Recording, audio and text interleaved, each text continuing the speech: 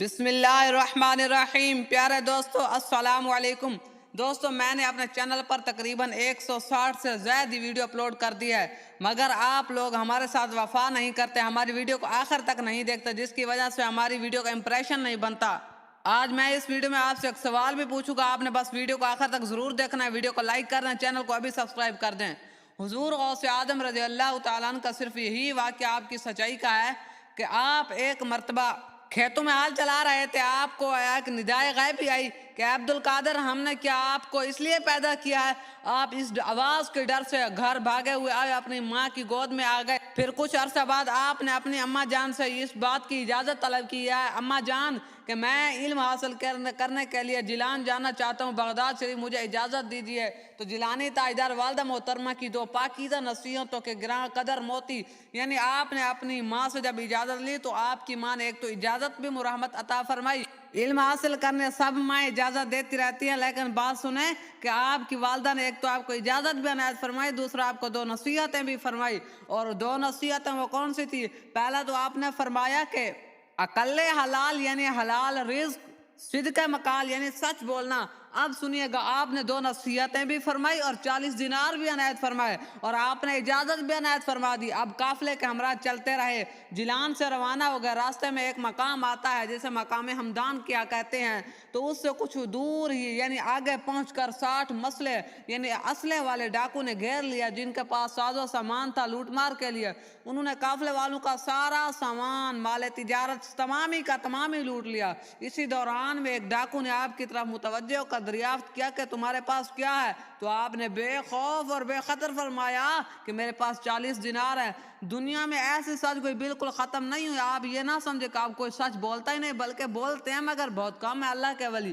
اور بلا مبالغہ ڈاکو کی تو ایسے راست گو سے کبھی بھی ملاقات نہیں ہوئی تھی، یعنی جب سے وہ لوٹ مار کا کام شروع کرنے لگے تب سے لے کر آج دن تک کسی سے بھی ایسی ملاقات نہیں ہوئی۔ اس لیے ڈاکو نے آپ کے بیان کو مذاق تصور کیا کہ یہ لڑکا ہم سے مذاق کر اور ہنس کر وہاں سے چل دیا۔ جب سارے قافلے کو لوٹ کر ڈاکو نے مال و اسباب اپنے سردار کے سامنے جمع کر دیا، تو اب اس نے معلوم کیا کہ قافلے کا کوئی آدمی بائی تو نہیں رہا۔ ایسے بھی کوئی چور ہوتے کہ ایک ذرہ برابر بھی نہیں رہنے دیتے۔ اس کے جواب میں ایک ڈاکو نے کہا، اے میرے سردار، آج تک تو قافلے والوں کا ہم مذاق کرتے رہے، یہ حضور غوث پاک کا واقعہ ہے، تو لوگوں کا مذاق تو ہم کرتے لیکن لوٹ لیا کرتے تھے، مگر آج ایسے قافلے سے واسطہ پڑا جس میں ایک نوجوان ہے جو ہم سے مذاق کر رہا ہے، اور اس نے کہا کہ میرے پاس پیسے ہیں، یعنی اگر کسی کے پاس ہوتے تو وہ اس حالت میں تو چھپا لیتا ہے، یہ اس کی مذاق ہے۔ تو اس کی بے سر و سامانی پورے طور پر یقین دلا رہی کہ اس کے کپڑے بھی ایسے ہیں، یا اس نے آپ کی شکل دیکھ کر کہہ دیا کہ ہمیں تو نہیں لگتا کہ اس کے پاس کچھ پیسے ہوں،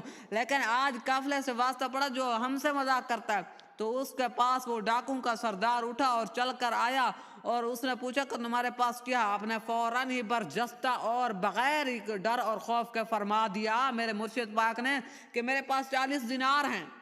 اب ظاہر سی بات ہے کہ جس ماحول میں اس سے پوچھا گیا تو بھلا جس کے پاس کچھ ہوتا بھی ہے تو وہ بھی اسے چھپانے کی کوشش کرتا ہے، اگرچہ تھوڑی سی رقم کیوں نہ، وہ ایسی صورت میں تو اسے مزید چھپائے گا، اپنی چھپی ڈھکی رقم کو ناکہ زہر کرے گا۔ یہ کیفیت سن کر سردار خود ہی آپ کے پاس آیا۔ اس کے استفسار پر آپ نے دیناروں کی موجودگی کا اعتراف فرمایا، یعنی فرمایا ہاں ہاں میرے پاس ہیں۔ بالآخر اس نے پوچھا اچھا تیرے پاس ہیں وہ 40 دینار تو کہاں ہے؟ تو آپ نے بڑا ہی آپ نے مزے کا جواب دے فرمایا کہ بغل کے نیچے سلے ہوئے ہیں کپڑے کے اندر۔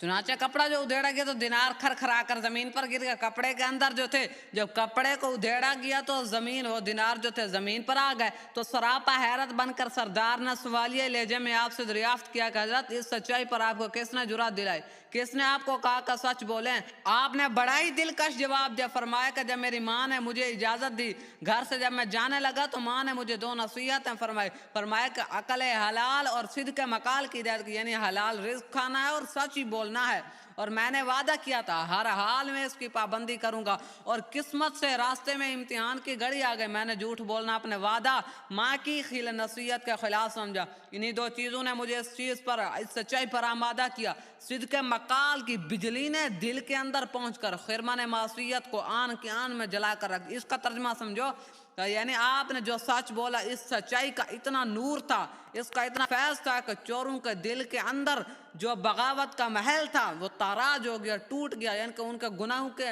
دلوں کے اندر جو گناہوں کے ارادے تھے وہ فوراً ہی ٹوٹ گئے، اور یہ سچائی کا حیرت انگیز کرشمہ ظاہر ہوا۔ اور آپ کا جواب سن کر بے ساختہ سردار چیخ پڑا، اب چیخا بھی صحیح، اور روتے روتے تھر تھراتے ہوئے حضور غوث پاک کے دست مبارک پکڑ کر کہنے لگا، حضرت تم اپنی والدہ سے وعدہ کی اس قدر پابندی کر رہے ہو، یعنی اپنی والدہ سے جو وعدہ کیا اس کی اتنی پابندی کرتے ہو، لحاظ کرتے ہو، مگر افسوس بر حال ماں، فرمایا کہ ہمارے حال پر اتنا کیا حشر ہوگا ہمارا کہ ایک زمانے سے خدا تعالیٰ کی جس نے ہمیں پیدا فرمایا، عدم سے وجود میں لایا ہے، پھر رزق بھی دیا ہے، پھر طاقت بھی عطا فرمائی، اور ہمیں کتنی نعمتوں سے سرفراز فرمایا، اس کا باوجود بھی ہم اس خدا تعالیٰ کی حکم عدولی کر رہے ہیں، وعدہ خلافی اور اس سے کھلی ہوئی بغاوت کر رہے ہیں۔ اے مالک ارض و سما، تیری شان کریمی کے سہارے اب سرکشی، بغاوت، تیری عہد شکنی سے باز آتا ہوں مولا۔ یہ کہتے کہتے سرکار غوث اعظم کے ہاتھ پر اس نے توبہ کی۔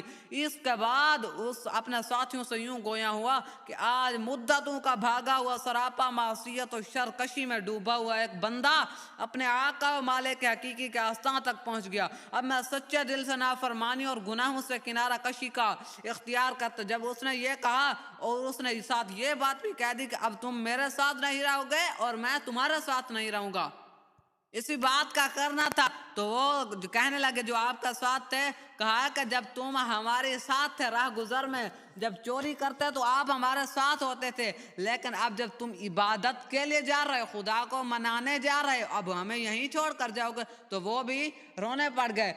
لٹیرے ساتھیوں نے اب دیدہ ہو کر کہا کہ ڈکیتی میں ہم آپ سب کے سردار تھے، تو گناہ و معصیت و نافرمانی بغاوت میں جب ہم نے آپ کا ساتھ دیا تو کیا نیکوکاری، خدا کی اطاعت، فرما برداری میں آپ ہمیں سے جدا کر دیں گے؟ یہ کہتے ہوئے سب کا سب رونے لگے، اور حضور غوث پاک کے دست حق پرست پر انہوں نے توبہ کر لی۔ ہو سکتا ہے یہ جھوٹ بھی کام دے سکتا، اتنی جب مال کا ڈر ہو تو انسان کو کچھ نہ کچھ ہوتا ہے کہ وہ ایسا ہیلا بنا کر وہ جھوٹ بول سکتا ہے جس سے اس کا مال بھی بچ جائے، اس کا جھوٹ بھی نہ ہو، ایمان بھی نہ جائے۔ تو حیرت انگیز آپ نے سچ بولا، ان کو اپنے دینار کی خبر بھی دی، ان کو اپنے دینار دکھائے بھی صحیح، مگر اللہ پاک نے آپ کی نظر کرم میں اتنی اللہ پاک نے لذت رکھی تھی، اتنا نور، اتنا فیض عطا فرمایا کہ صرف ایک بات کے کرنے سے، ایک کرشمہ دکھانے سے، گویا ہم تو اس کو کرامت ہی کہیں گے، یہ آپ کی کرامت تھی کہ جور بھی دیکھ کر آپ کے ہاتھ پر توبہ کرنے کے لیے آمادہ ہو گئے۔ اس 40 دینار کے ساتھ سارے قافلے والوں کا محفوظ رہا۔ اب صرف انہوں نے آج سے چوری تو نہیں کرنی تھی، پورے قافلے والوں کو لوٹا تھا۔ اگر یہ قافلے والوں کو لوٹا تھا، صرف آپ کا مال نہیں بچا بلکہ جنہوں نے تمامی مال لوٹا تھا تمامی نے ان کو واپس کر دیا، سارا کا سارا مال بھی واپس کر دیا۔ ایمان کی دولت سے بھی آپ نے انہیں سرفراز فرمایا اللہ تعالیٰ کے حکم سے، اور گناہوں سے بچنے کی بھی اللہ تعالیٰ نے حضور غوث پاک کے صدقے ان کو توفیق عطا فرمائی۔ اور جو بجائے خود اتنا بڑا کارنامہ ہے، اگر پوری جماعت میں سے صرف ایک ہی آدمی کو ہدایت کے لیے سارا مال، سارا اسباب چلا جاتا تو اس صورت میں بھی یہ سودا مہنگا نہ بیٹھتا۔ تو میرا سوال یہ تھا، میں نے کہا کہ سوال پوچھوں گا، سوال میرا یہ ہے کہ کس شخص کو حضور غوث پاک کے والد کا نام آتا ہے؟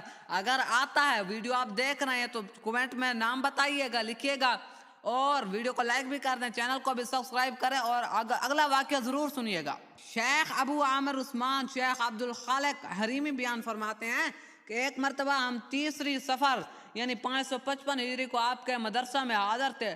اچانک آپ نے اٹھے اور کھڑاؤں پہن کر وضو فرمایا، پھر 2 رکعات ادا فرمائی، 2 رکعت نماز پڑھی۔ جب نماز سے فارغ ہوئے تو ایک چیخ ماری اور پیر کے کھڑاؤں کو ہوا میں پھینک دیا، جو ہماری نگاہوں سے غائب ہو گئی، اور پھر دوسرے پیر کی کھڑاؤں کو بھی پھینکا تو استفسار کی تو بھلا کس کو جرأت تھی؟ البتہ ہم نے دین اور تاریخ تو نوٹ کر لے لیکن آپ سے کچھ پوچھا نہیں۔ 3 دن کے بعد ایک قافلہ تاجروں کا آیا آپ کی خدمت میں، کچھ کپڑے، نقد روپے بطور نذرانہ پیش کیے، اور ساتھ ہی اس دن والی کھڑاؤں بھی حاضر خدمت کی۔ ہم لوگوں کو بڑی حیرت ہوئی، اس قافلے سے ہم نے حالات معلوم کیے تو انہوں نے بتلایا کہ ہمارا قافلہ جنگل سے گزر رہا تھا کہ راہزنوں نے، چوروں نے ہمیں گھیر کر لوٹ لیا۔ اس وقت ہم نے حضرت کو پکارا، ہم نے دو چیخیں ایسی سنی کہ سارا جنگل دہل گیا۔ ہم سمجھ گئے کہ شاید کوئی ہماری مدد کو آ گیا، لیکن بظاہر کوئی قافلہ کوئی نظر تو نہیں آیا۔ قافلے کا ہر فرد غوث اعظم کی مدد کا منتظر تھا۔ اتنے میں راہزنوں سے دو شخص افتاں خیزاں پریشان حال بھاگے ہوئے ہم سے آ کر کہنے لگے، خدا را ہمارا قصور معاف کر دو اور چل کر اپنا مال واپس لے لو۔ جب ہم لوگ اس جگہ پہنچے تو دیکھا وہ دونوں سردار مردہ پڑے ہیں اور یہ دونوں کھڑاؤں اور ان کا سینے پر رکھی ہوئی ہیں۔